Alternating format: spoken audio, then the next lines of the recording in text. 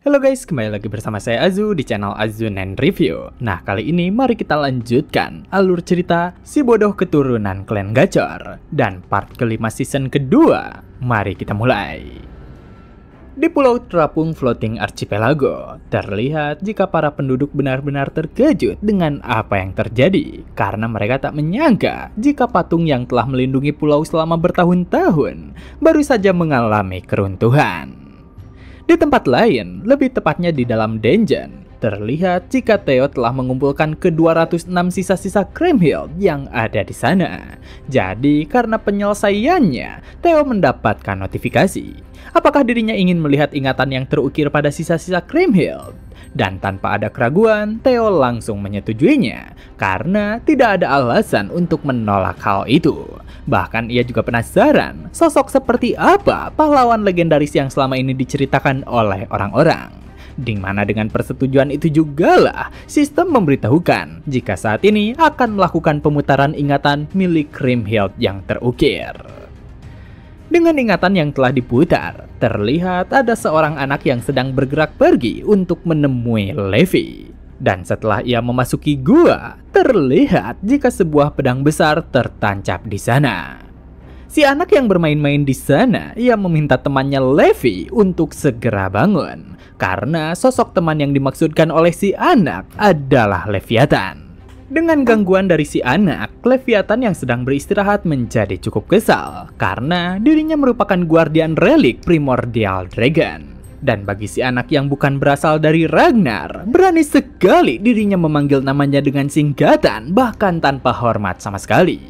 Tapi si anak yang menemui temannya, ia dengan penuh senyum berkata jika mengeja nama Leviathan terlalu panjang. Jadi pada akhirnya ia memanggilnya dengan sebutan Levi. Menyerah akan itu, Leviathan yang mengetahui sifat keras kepala si anak kecil, pada akhirnya berkata jika berbicara dengan anak kecil bodoh sepertinya hanya akan membuat mulutnya lelah. Jadi pada akhirnya ia hanya terus diam di sebelah si anak. Tapi anak itu terus menceritakan setiap pengalamannya. Jadi setiap harinya anak kecil itu terus menemui Levi dan bermain dengannya. Namun pada satu malam, Levi yang sedang beristirahat, ia mengetahui temannya yang akan datang. Jadi dari kejauhan dirinya berkata untuk tak perlu datang lagi kepadanya. Namun sebagai sosok yang mengerti akan temannya, Levi pun bertanya kisah apa yang ingin si anak kecil ceritakan hari ini. Tapi ketika Levi memperhatikan sekitarnya, terlihat jika Kriemhild meminta tolong kepadanya. Bahkan dengan luka di tangannya ia berkata jika saat ini ada pria aneh yang secara tiba-tiba datang ke desa dan menangkap para penduduk. Di saat Kriemhild meminta tolong kepada Levi, seorang prajurit berhasil menghentikannya. Bahkan prajurit itu dengan kesal bertanya ingin pergi kemana dirinya. Dan karena sang kaisar datang secara langsung untuk melihat desa, apakah seperti ini cara dirinya membayar kebaikannya? Tapi selagi mereka jauh dari desa, si prajurit yang memiliki pikiran kotor berencana untuk sedikit bersenang-senang dengan tubuh Kriemhild. Yang mana melihat kejadian tersebut, Leviathan yang selalu bertindak pasif pada akhirnya menjadi sangat kesal, di mana sebuah ledakan langsung terjadi karenanya. Sementara itu, di pusat desa, terlihat jika para penduduk ditangkap oleh prajurit kekaisaran. Namun tiba-tiba mereka dikejutkan oleh bayangan raksasa, karena saat ini terlihat jika sosok ular naga langsung melayangkan serangan terhadap mereka. Melihat kehadiran monster itu, para prajurit tentu saja bertanya-tanya, karena dari mana monster itu berasal. Hanya saja di saat mereka memperhatikan lebih lanjut, terlihat jika ada seorang wanita yang berada di kepala monster itu. Jadi para prajurit yakin jika wanita itu merupakan sosok yang mengendalikan si monster. Namun meski mereka mengetahuinya, pada akhirnya para prajurit terus diserang oleh si monster. Sedangkan para penduduk, mereka mendapatkan perlindungan dan aman dari serangan. Singkat waktu, dengan apa yang dilakukan oleh Leviathan, desa asal Kriemhild berhasil diselamatkan. Namun, Kriemhild meminta maaf kepada Levi, karena gara-gara dirinya, Levi harus menjadi guardiannya.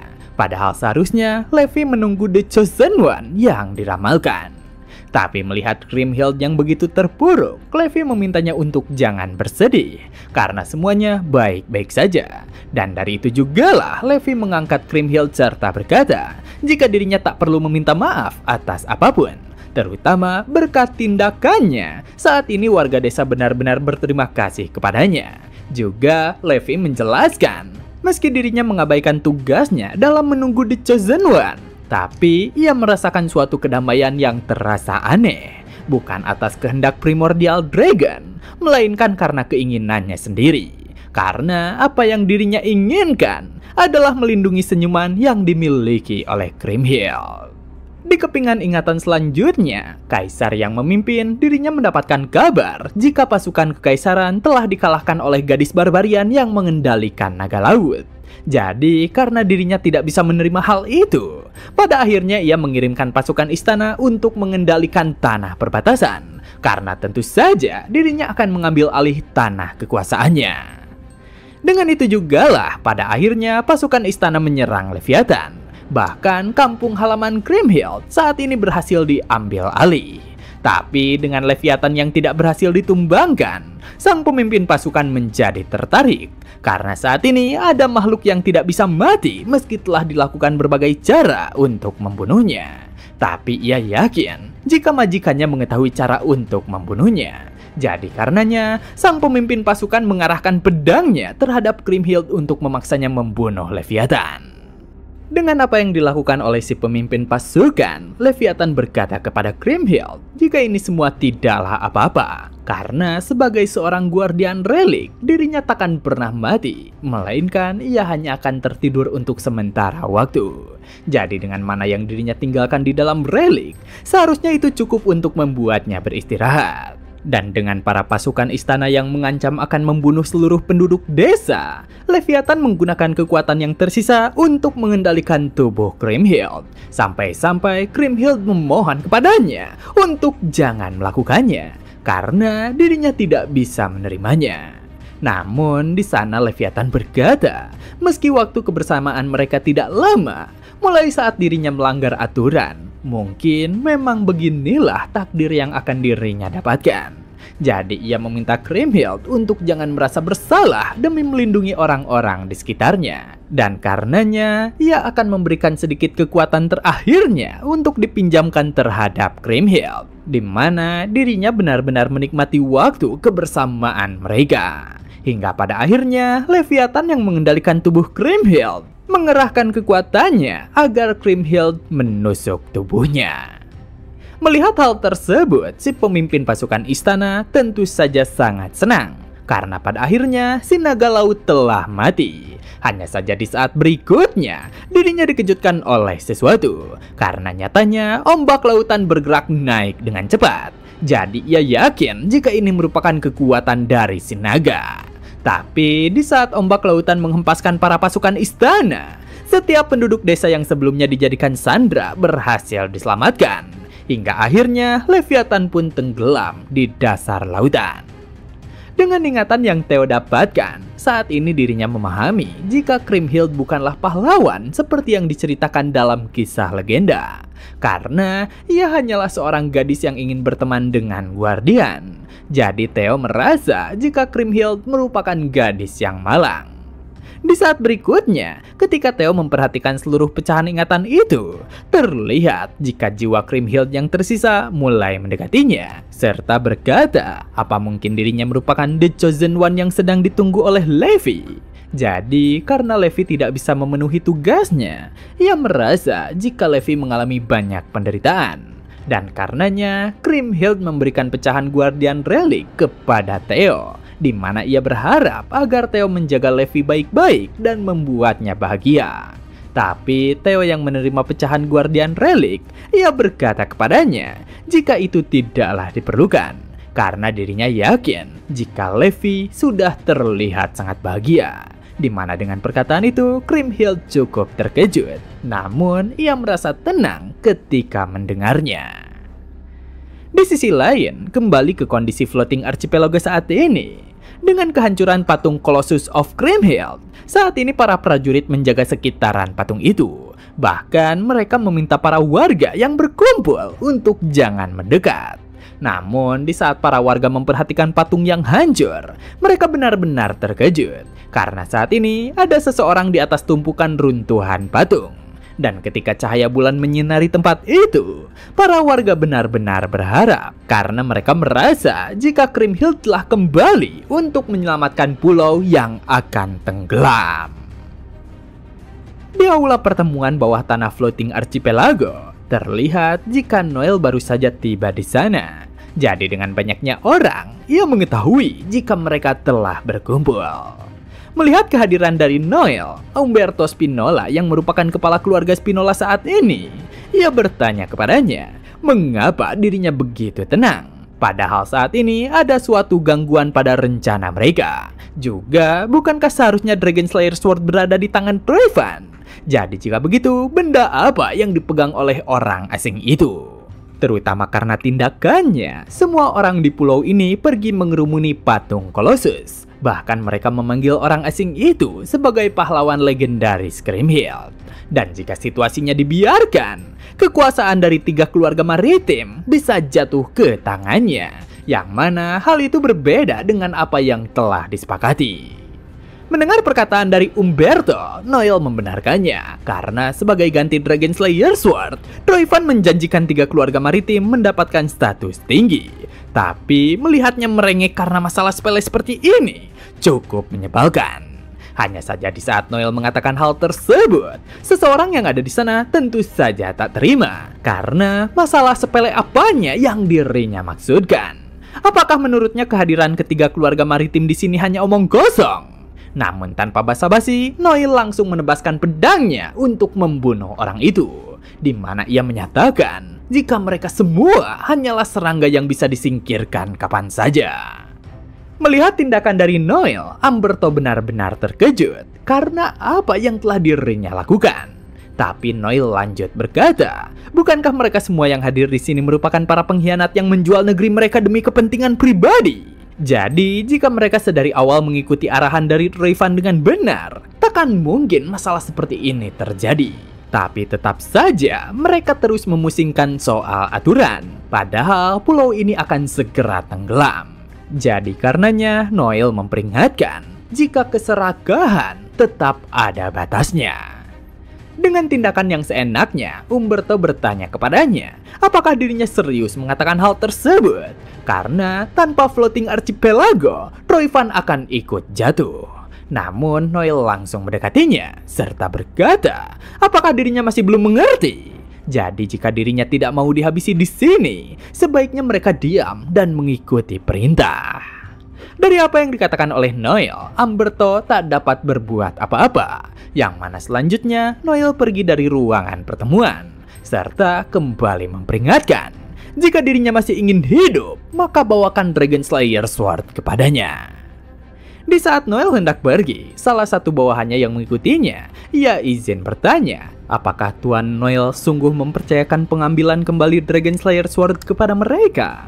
Dan Noel memberitahukan, jika dirinya mengerti kekhawatiran anak buahnya, bahkan dirinya sendiri lebih suka untuk melakukannya sendiri. Tapi masalahnya, situasi tersebut tidak memungkinkan. Karena saat ini, salah satu dari Nine Dragon Ragnar, sang Overlord Dragon, datang ke sini. Jadi, kelompoknya harus fokus untuk menahannya terlebih dahulu. Di sekitaran patung Colossus of Kriemhild yang telah hancur, terlihat para penduduk Floating Archipelago terus menyoraki Theo sebagai Kriemhild. Sampai-sampai itu membuat Theo terheran. Karena meski dirinya mengetahui jika Kriemhild dipuja layaknya dewa, ia tak menyangka jika penduduk pulau akan merayakannya seperti ini. Terutama tentang Kriemhild yang Theo lihat, bukanlah dewa maupun pahlawan, melainkan ia hanyalah seorang gadis biasa. Selain itu, Dragon Slayer Sword sendiri merupakan artefak primordial dragon yang mana itu hanya bisa digunakan oleh keturunan Ragnar. Di saat Theo memperhatikan sekitarnya, salah seorang penduduk memberitahukan jika gara-gara para Troyfan bajingan, Floating Archipelago akan tenggelam. Jadi ada banyak dari warga yang tidak bisa meninggalkan pulau, di mana jika dirinya peduli pada penduduk, ia berharap agar Theo menyelamatkan floating archipelago. Dan dengan perkataan tersebut, Theo tersenyum tipis, karena sepertinya suatu hal bagus dengan membangun suasana yang positif terlebih dahulu. Di mana dengan segera Theo mengacungkan pedangnya serta berkata jika dirinya berjanji akan menyelamatkan pulau ini dan membawakan kebebasan. Singkat waktu, ketika Theo bersiap pergi, terlihat ada beberapa orang yang menunggu kehadirannya, di mana seorang wanita yang bernama Marty memperkenalkan diri sebagai priestess yang bertanggung jawab di Kuil Kriemhild. Jadi karena kehadiran Theo, dirinya akan memandunya menuju kuil. Dengan panduannya, Theo telah tiba di Kuil Kriemhild, dan Priestess Marty menjelaskan jika kelompoknya percaya pada ramalan kemunculan kembali sang pahlawan. Jadi karenanya, kelompoknya telah menjaga kuil selama beberapa generasi. Jadi, Priestess Marty meminta Theo untuk mengikutinya. Setelah Theo terus mengikutinya, ia cukup terkejut dengan sesuatu. Dan Priestess Marty menjelaskan jika kalung itu merupakan kalung yang dahulu dipakai oleh Kriemhild. Juga itu merupakan satu-satunya relik yang dimiliki Kriemhild, yang mana benda penting itu digunakan untuk menuju Deep Sea Dragon. Jadi setelah Priestess Marty memberikan kalung tersebut kepada Theo, dirinya meminta Theo untuk lanjut mengikutinya. Mendapat ajakan tersebut, Theo sedikit resah. Jadi, ia memberitahukan Priestess Marty jika saat ini ada sesuatu yang ingin dirinya katakan. Namun, Marty membalas jika dirinya tidak perlu khawatir, karena ia mengetahui jika Theo merupakan bagian dari Ragnar. Mendengar perkataannya, Theo cukup terkejut, karena bagaimana bisa Priestess Marty mengetahuinya. Dan Priestess Marty menjelaskan jika aslinya Dragon Slayer Sword merupakan artefak primordial dragon. Jadi wajar jika seorang Ragnar bisa membangkitkannya. Hanya saja meski begitu, Theo sedikit bertanya karena mengapa Priestess Marty memanggil dirinya sebagai reinkarnasi Kriemhild. Di mana Priestess Marty memberitahukan jika dirinya bisa merasakannya setelah menjaga tempat ini selama beberapa generasi. Perasaan kesedihan karena tidak memiliki pilihan selain menyakiti seorang teman, dan penderitaannya untuk melindungi pulau ini. Jadi, karena Theo telah diakui oleh Kriemhild, dirinya berhak untuk menerima perlakuan seperti ini.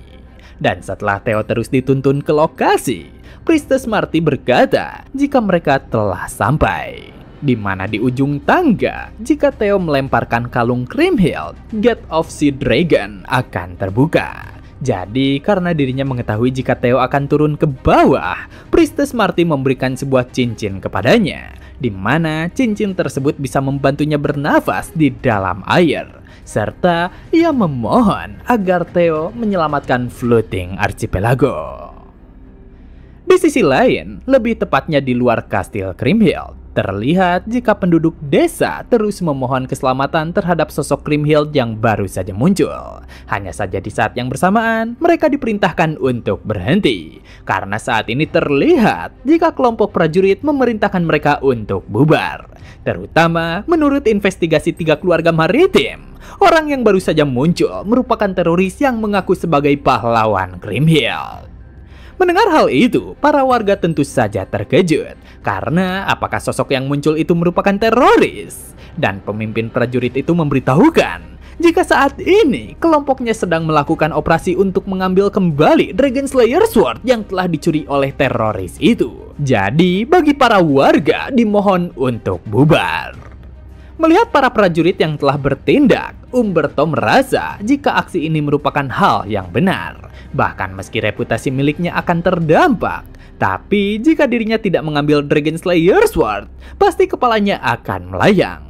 Jadi saat ini dirinya tidak memiliki pilihan, lebih tepatnya karena kematian berada di hadapannya. Jadi meski dirinya harus membunuh semua orang yang ada di sini, saat ini bukan waktu yang tepat untuk memikirkan reputasi. Di mana karenanya para prajurit yang telah dikerahkannya, mereka diperintahkan untuk mengeksekusi siapapun yang menentang operasi kali ini. Terutama itu semua demi Dragon Slayer Sword yang harus dirinya dapatkan.